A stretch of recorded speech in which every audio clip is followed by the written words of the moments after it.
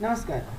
विजय academy organise केलेल्या बायोलॉजीच्या video लेक्चर्समध्ये आपल्या सगळ्यांचं स्वागत. आज बायोलॉजी विषयामध्ये एका नवीन चॅप्टर्सबद्दल डिस्कशन्समध्ये जाणार आहोत. हा chapter molecular basis of inheritance.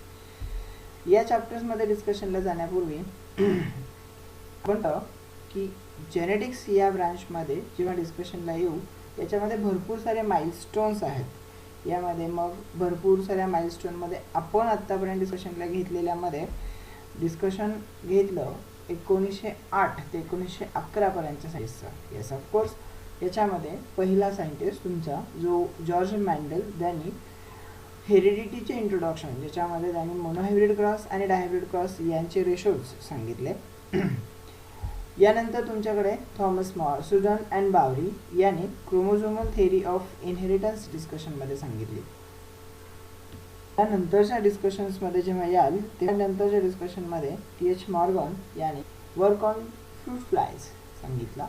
आत्ता आपण डिस्कशनला घेणार आहोत तो म्हणजे 1928 यांच्याबद्दलच्या एक्सपेरिमेंटबद्दल थोडीशी डिटेल्समध्ये जाण्यापूर्वी पाठीमागे वर्क ऑन फ्रूट फ्लायजवर करत असताना टी.एच. मॉर्गननी जे काही प्रेडिक्टेशन्स केले त्यांच्या म्हणण्यानुसार क्रोमोझोमच्या वर सेट ऑफ जीन्स असतात आणि ह्या सेट जीन्सबद्दल डिस्कशनला घ्याल तर या जीन्समध्ये जो क्रोमोझोमवर डिस्कशन असतो किंवा हा जीन जो क्रोमोझोमवर प्रेझेंट असतो त्याच्याबद्दल मग मात्र बऱ्याच साऱ्या सायंटिस्टच्या डोक्यांमध्ये याच्याबद्दल विचार जरी झाला की एक्झॅक्टली हा जीन म्हणजे काय, की हा जीन कसा असतो, याची रचना कशी असते. मग याचा अभ्यास डिस्कशनमध्ये आल्यानंतर जो एक मोठा कन्सेप्ट सुरू झाला त्याला chemical nature of genetic material analysis किंवा स्टडी करण्याचा एक्सपेरिमेंट होता. या मोठ्या एक्सपेरिमेंटमध्ये 1928 सालातल्या काळामध्ये जो माइलस्टोन आले, या माइलस्टोननी एक ऑर्गॅनिझम्स घेतला आणि या ऑर्गॅनिझमला घेऊन एक्सपेरिमेंट करण्यास सुरुवात केली. ऑफकोर्स हा ऑर्गॅनिझम्स तुमच्याकडे स्ट्रेप्टोकोकस निमोनिया नावाचा निमोनोकोकस स्ट्रेन यावर निमोनोकोकस हा खरं तर निमोनियाचा पॉझिटिव्ह एजंट आहे जो पर्सन्समध्ये निमोनिया कॉज करतो आणि ज्याच्यामुळे पर्सनला निमोनिया होतो. Of course Griffith is the name of the scientist who performed the experiment on strains of Streptococcus pneumoniae. Using this experiment, he concluded that one strain is transferred. I repeat, one strain is transferred into another strain, and this transferred strain shows the different characters. These different characteristics are observed same as that when another strain of the bacteria.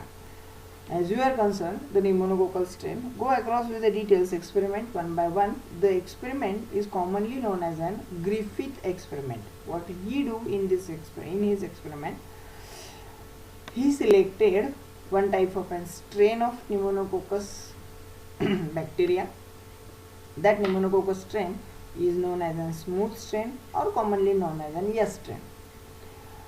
He selected another strain of bacteria. This another strain is known as an rough strain, commonly known as an R strain. Why the name is given like that? The smooth strain and R strain, or it is also known as S strain or R strain. The quite easy thing is that in case of an S strain, as you are observing, S strain is actually shows presence of capsule surrounding towards the body of the organism. This capsule is present on the organism's body that get the characteristics specifically. That typical characteristics is known as an virulent somewhat खरं तर ही medical term आहे virulent. Organism having ability to cause the disease is known as an विरुलन्स, ज्याच्यामुळे एखाद्या पर्सनला एक विशिष्ट प्रकारचा रोग होईल किंवा या ऑर्गॅनिझमच्या कॅप्सूल असण्यामुळे इतर ऑर्गॅनिझम्सला डिफेक्ट किंवा इतर ऑर्गॅनिझममध्ये डिसीज येतो. अशा प्रकारे दुसऱ्या ऑर्गॅनिझमला डिसीज कॉज करण्याची ॲबिलिटी म्हणजे व्हिरुलन्स म्हणून डिस्कशनमध्ये घेतली जाते.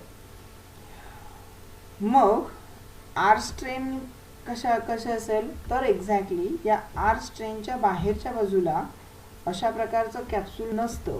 अशा प्रकारचं कॅप्सूल नसणं आर स्ट्रेनच्या बाजूला, यामुळे ही स्ट्रेन अव्हिरुलन्स म्हणून डिस्कशनमध्ये येते. सोप्या भाषेत स्मूथ स्ट्रेन किंवा यस स्ट्रेन जी डिसीज कॉज करते तिच्या भोवती कॅप्सूल प्रेझेंट आहे. अव्हिरुलंट स्ट्रेन जी आर स्ट्रेन म्हणून ओळखली जाते यांच्याबद्दल कॅप्सूल नाही आहे. यस स्ट्रेनमुळे डिसीज होतो सेंटेन्स लक्षात ठेवा. यस स्ट्रेनमुळे डिसीज होतो आणि आर स्ट्रेनमुळे डिसीज होत नाही. ही थोडीशी इंट्रोडक्शन आहे तुमच्याकडे असणाऱ्या ऑर्गॅनिझमची. मग याच्यामुळे काय होतं आणि या आर स्ट्रेन मध्ये असणाऱ्या अव्हिरुलन्स फॅक्टरमुळे एक्झॅक्टली एक्सपेरिमेंट कसा केला याच्याबद्दल थोडंसं, ज्याच्यामध्ये कॅप्सूल प्रेझेंट नाही आहे, पाहूया.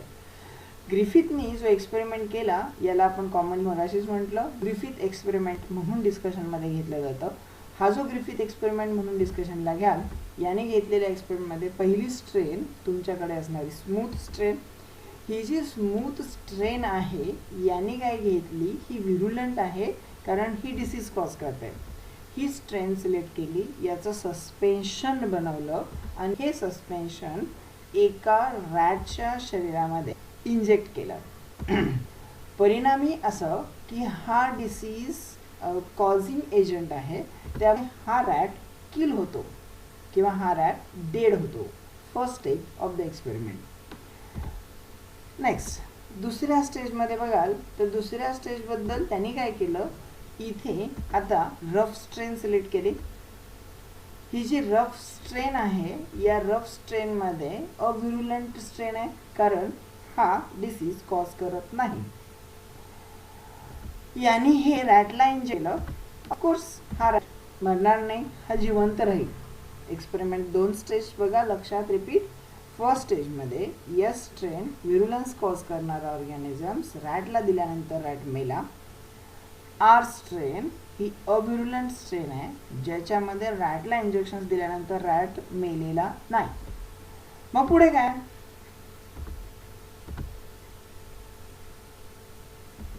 याचा रिझल्ट काय, याच्यामुळे काय झालं, एक्सपेरिमेंटची तिसरी स्टेज. या स्टेजमध्ये ग्रिफिथनी काय केलं तर एक्झॅक्टली त्यांनी यस स्ट्रेन सिलेक्ट केली. या यस स्ट्रेनला हीट केलं.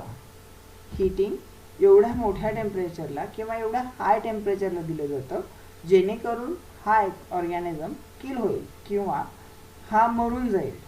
यामुळे असा हीट किल केलेला ऑर्गॅनिझम जो यस स्ट्रेन आहे हा आता रॅटला इंजेक्ट केला. ऑफकोर्स ऑर्गॅनिझम हीट किल केला असल्याने किंवा तो किल झाल्यामुळे रॅटला इंजेक्ट केल्यानंतर सुद्धा हा रॅट मरणार नाही आहे, साधी गोष्ट आहे. Observation third. फोर्थ स्टेपमध्ये त्याने काय केलं, आता आर स्ट्रेन घेतली. ही आर स्ट्रेन तुमच्याकडे असणाऱ्या हीट किल्ड पण यस स्ट्रेन बरोबर मिक्स केली. आर स्ट्रेन ही काय केली, हीट किल केलेल्या यस स्ट्रेन बरोबर मिक्स केली आणि असं दोघांचं मिक्स केलेलं सस्पेन्शन त्याने पुन्हा नवीन एका रॅटला इंजेक्ट केलं. काय गेस या रॅटबद्दल, एक्झॅक्टली हा रॅट मरतो. का मेला, अपेक्षित तर असं आहे की तो मरायला नाही हवा कारण यस किल्ड स्ट्रेन माऊस जिवंत आहे, आर व्हिरुलंट स्ट्रेन माऊस जिवंत आहे.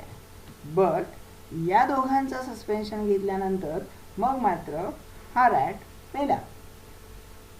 का, सो असे बरेच सारे प्रश्न त्याच्या डोक्यात पडले तसे तुमच्या डोक्यात. आणि त्यांनी कन्क्लूड केलं की एक्झॅक्टली काय झालं असावं या स्ट्रेनमध्ये. ही जी तुमच्याकडे स्ट्रेन आहे जी हिट किल्ड आहे बट ती व्हिरुलंट आहे, यांच्या शरीरातून काहीतरी फॅक्टर, आय रिपीट, यांच्या शरीरातून काहीतरी फॅक्टर्स ट्रान्सफर झाले आर स्ट्रेनच्या शरीरामध्ये, आणि आर स्ट्रेनच्या शरीरामध्ये ट्रान्सफर झाल्यानंतर जी नवीन स्ट्रेन तयार झाली ती कदाचित यस सारखीच होती. आणि शॉकिंग गोष्ट काय, जो हा रॅट मेलाय, या रॅटच्या शरीरातून जे ऑर्गॅनिझम आयसोलेट झाले ते जिवंत होते आणि ते सारखे कॅरेक्टर्स दाखवणारे होते. आर हा व्हिरुलंट ऑर्गॅनिझम्स असणारा कन्वर्ट झाला हा व्हिरुलंट असणाऱ्या ऑर्गॅनिझम मध्ये. का बरं असं झालं, याच्याबद्दल जेव्हा अभ्यास झाला किंवा याच्याबद्दल जेव्हा स्टडी झालं डिटेल्समध्ये, तेव्हा लक्षात आलं की या ऑर्गॅनिझममध्ये एक ट्रान्सफॉर्मिंग प्रिन्सिपल किंवा ट्रान्सफॉर्मिंग फॅक्टर नावाचा कन्सेप्ट डिस्कशनमध्ये आला, ज्याच्यामध्ये या ऑर्गॅनिझमच्या शरीरामधून काहीतरी कंटेंट्स हे ट्रान्सफर झाले आर स्ट्रेनमध्ये. परिणामी आर स्ट्रेन यांचे कॅरेक्टर्स बदलले आणि तो व्हिरुलंट झाला. हा ट्रान्सफॉर्मिंग प्रिन्सिपल किंवा जो फॅक्टर आहे याला जेनेटिक मटेरियल असं म्हटलं जातं. मग ही जेनेटिक मटेरियल, मग नेमकं काय असेल या जेनेटिक मटेरियलमध्ये, काय काय असेल, मग एकच असेल, 2 असतील, 3 असतील किंवा 4 असतील, असे बरेच सारे कन्सेप्ट डोक्यात राहिले. ग्रिफिथने इथे जवळपास 6 कन्सेप्ट, 6 फॅक्टर्स शोधून काढले जे एक्झॅक्टली ट्रान्सफॉर्मिंग वर्कआउटसाठी होते. पण ग्रिफिथला इथे फायनलाइज करताना हे आलं की ते फॅक्टर्स कोणते होते, की एक्झॅक्टली 6च्या 6 रिस्पॉन्सिबल आहेत, 2 रिस्पॉन्सिबल आहेत, एकच रिस्पॉन्सिबल आहे किंवा सर्वच रिस्पॉन्सिबल आहेत. काय झालं या एक्सपेरिमेंट नंतर पुढच्या लेक्चर्समध्ये डिस्कशनला घेऊया. थँक्स.